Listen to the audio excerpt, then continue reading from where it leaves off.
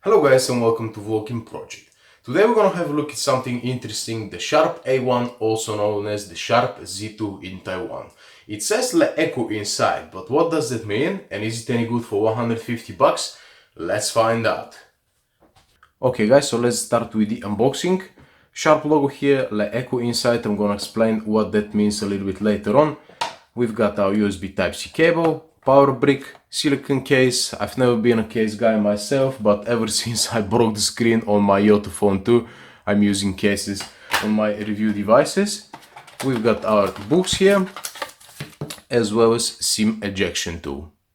So moving on to the specifications quickly, 5.5-inch LCD Full HD screen, Helio X20 Deca-core CPU, Android Marshmallow, no Band 20 unfortunately. Users in Europe and the UK will be disappointed about that. 32 GB of storage, 4 GB of RAM, 3000 mAh of battery, as well as 16 megapixel rear camera and 8 megapixel front facing camera. In terms of size, the phone is pretty much on par with any other 5.5-inch screen with, let's say, medium bezels. As you can see, that's compared with the Xiaomi Redmi Note 4, is pretty much the same. So size is definitely not the problem. Handling the phone is not a problem as well because the corners are rounded. So definitely I would say that easily that's a one-hand phone. There's one thing very interesting about this phone which improves the grip quite a lot, is this curvature of the back over here. Check this out, the phone is not completely flat, and when you put it on the table like that, check this out, it wobbles a little bit, but at least that improves the in-hand feel and the overall grip quite nicely. The materials used for that phone are quite good as well. They've used metal and the back, which feels very nice and sturdy. It feels like it's not gonna bend anytime soon. Chamfered edges as well, so definitely I'm feeling the design. So let's have a look at the phone itself. You've got our fingerprint reader here, dual tone flash, second microphone, 16 megapixel camera. At the bottom we've got two screws, another microphone, USB Type-C charging port, as well as the bottom firing mono speaker. When we move to the top, you've got our blaster and 3.5mm jack. Kudos to LeEco for that, or shall I say Sharp.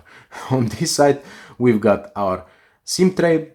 On this side, we've got our power button and volume rockers. The buttons are very nice and clicky. They're made of metal. The power button is reached as well. So that's the way that I like the buttons to be. The metal used at the back is not gonna collect any fingerprints, which is definitely a thing nowadays. And let's talk about this LeEco inside logo over here. In case you didn't know, 2016 Sharp was bought by Foxconn, basically the factory that most of the manufacturers are manufacturing their phone in it. So I guess they decided to make a little bit of money, produce a LeEco phone and just slap the Sharp branding on top and ask for a little bit of more money.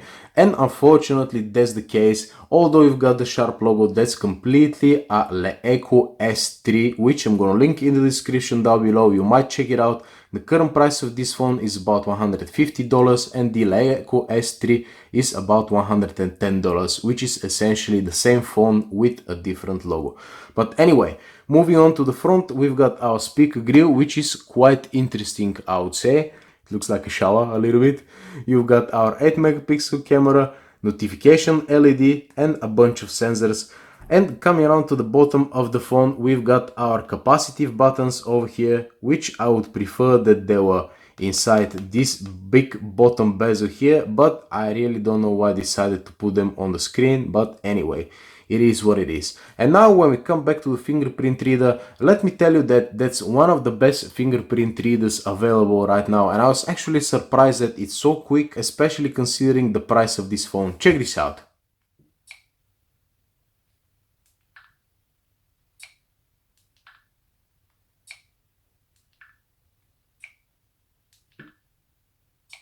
It unlocks 10 out of 10 situations.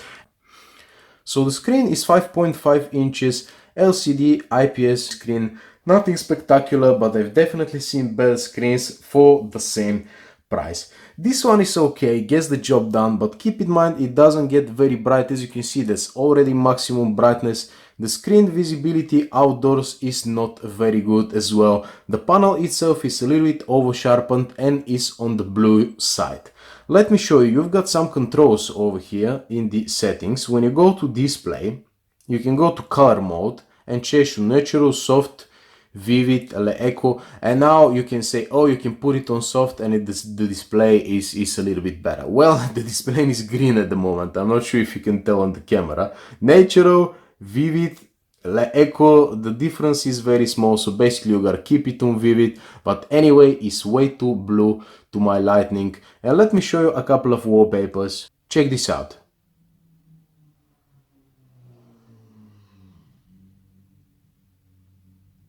I mean, it looks okay, but at the end of the day, I mean, they could have done a little bit better over here. Now, when we talk about black bars, I definitely don't mind the black bars, but in this case, check this out. They are very slim at top and on the bottom, and they're quite big on the sides. I really don't know why they've done that, but it doesn't look good considering how small the side bezel is. It just doesn't make sense. Now, let's move on to recharge times and battery life. Now, check this out. 0%.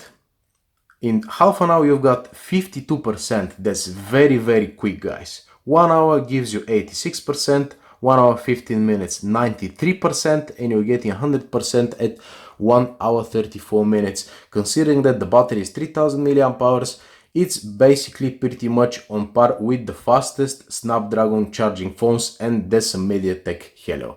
So charging times, thumbs up. Unfortunately, when we talk battery life, I can't really say the same.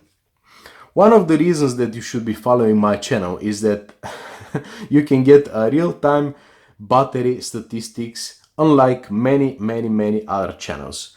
So check this out.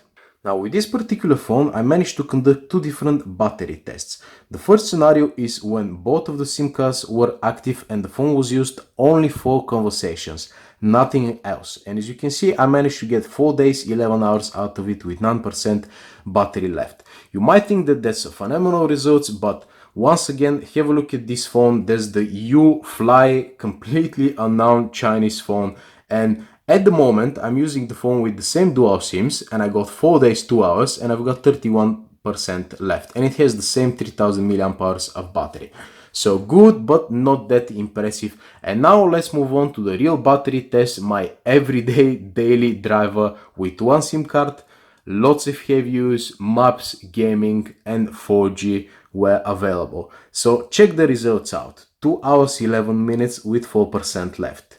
3 hours 21 minutes, 9% left. 2 hours 30 minutes with 11% left. 2 hours 35 minutes with 15% left. 2 hours 44 minutes with 11% left, and 3 hours 18 minutes with 5% left. I got a little bit of Wi-Fi over here, as I can see. So battery life between 2 hours and 3.5 hours. I would say that for 3000 milliamp hours of battery, this is not a very good results, unfortunately. Now let's have a look at the performance of the phone quickly. That's benchmark. I'm not a benchmark junkie, but this application gives me an overall idea of what should I expect. Now web and overall, I have totally no idea why they're so low, but as you can see, system, memory and graphics are pretty much very nice and optimized, and my overall usage just confirms that.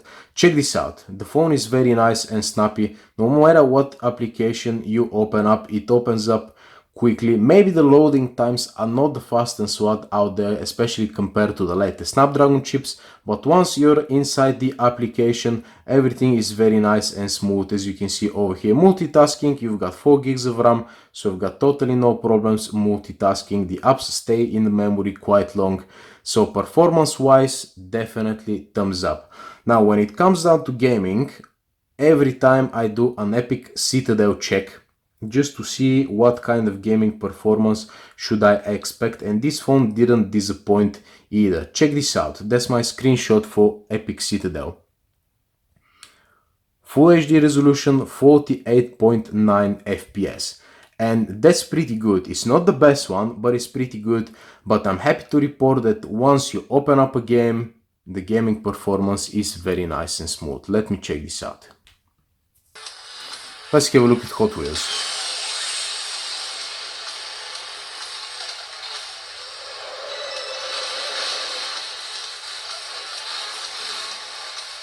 As you can see, very nice and fluid. Let's check it out again. Check this out, guys. Absolutely no lag whatsoever.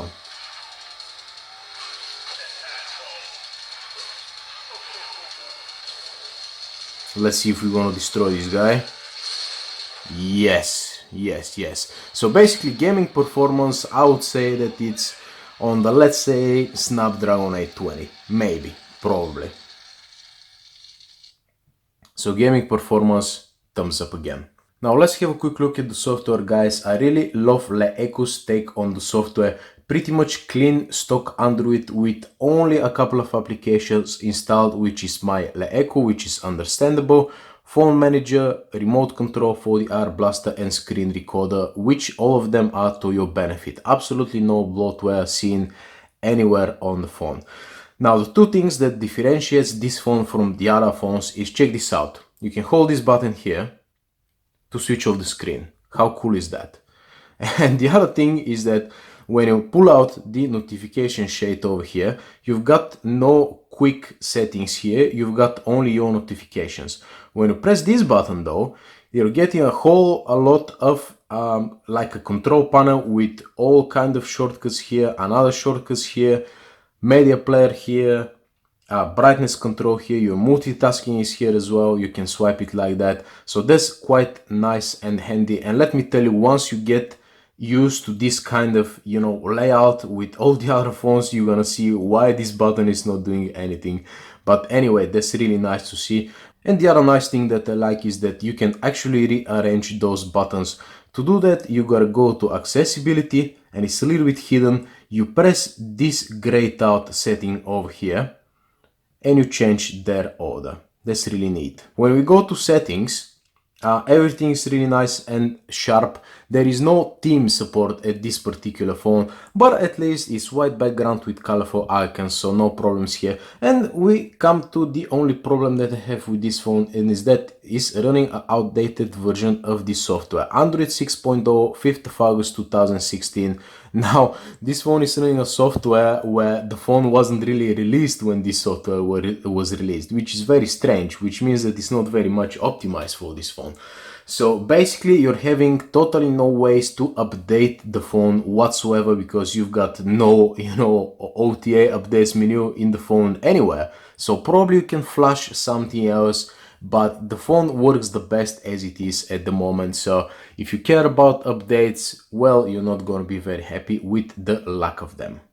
So now let's quickly move on to the sound, and unfortunately the headphone jack over here, it's a shame that they've got a separate headphone jack, because the volume is just not enough to drive your headphones. The quality is good, but it's just, I would say, average or a little bit below average overall sound output. And the problem is that the bottom firing mono speaker is not pretty good either. Let me show you what we are talking about.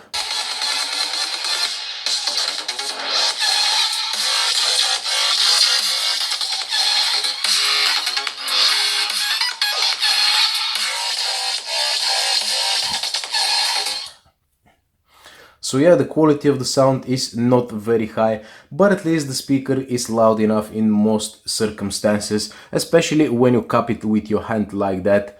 You get the volume that you want out of it, and you're gonna have no problems in loud environments, but it's just the quality isn't exactly there. It's not like the LG G4, G5, V20, it's not that good actually. It's more similar to the S8. Now we've come to the last part of my video, which is the camera review. Now the front camera is 8 megapixel, and I'm happy to report that the camera is actually quite good. Check this out, how much detail you've got on this ugly face. Check the beard and everything. That's absolutely phenomenal. It's easily one of the best front facing 8 megapixels cameras that I've seen. That's another selfie over here. That's inside. As you can see, plenty of detail as well. I'm very happy with the camera, and I'm gonna show you another example of a little bit. The lighting is not very good on this photo, but again, it delivers a very nice and balanced colors, not too much noise even it's inside. So definitely I'm feeling the front camera, but unfortunately I can't really say the same about the rear camera. Check this out, a couple of examples. That's my beautiful essay that I'm filming with at the moment. The lighting is not perfect, I understand that, but check this out, there's quite a lot of grain going on anywhere of the photo and it's not very nice overall. That's an HDR attempt, and as you can see the lights over here are quite blown, so I'm not very happy with that either. That's a low light situation, pretty much a disastrous result. That's probably the best photo that I've taken with this phone. Everything is nice and I like this one, yeah. This one is one of the good photos as well. Check this out, the details are on point and everything is very nice actually. When there's plenty of light, this camera can deliver.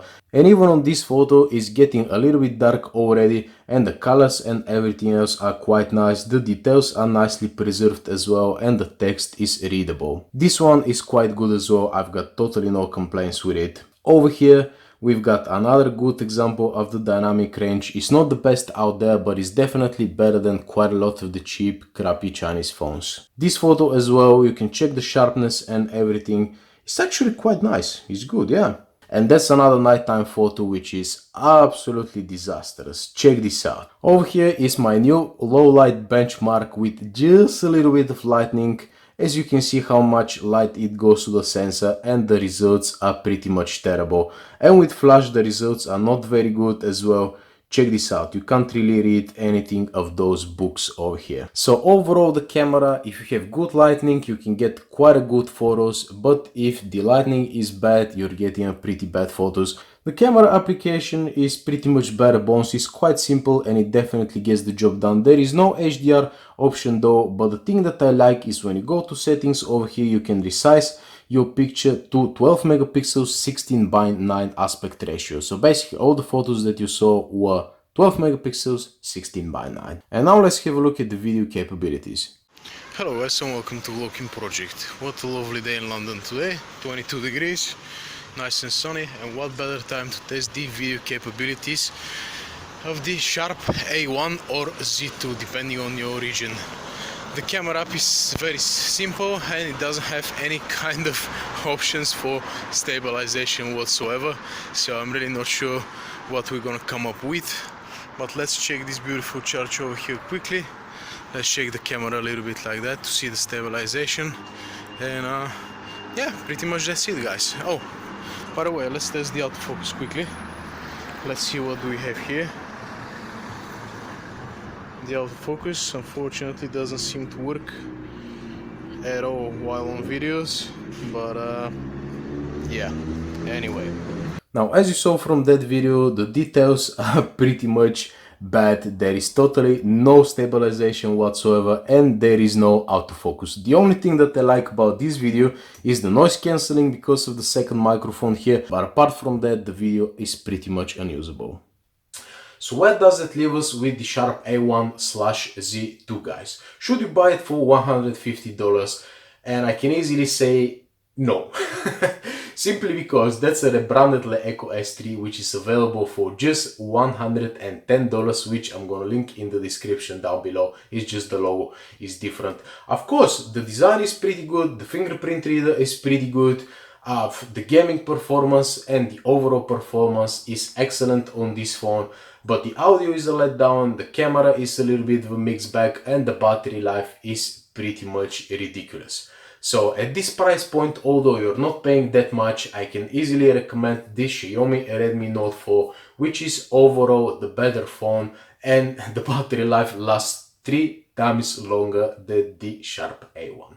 So thank you very much for watching my video guys, I hope you enjoyed. Hit the thumbs up button if you did, subscribe to my channel as well because I've got the HTC U Ultra, the price just dropped to £300, which is a ridiculous price for this phone. So I'm really looking forward to that review in the next few days. So again, thank you very much for watching and adios.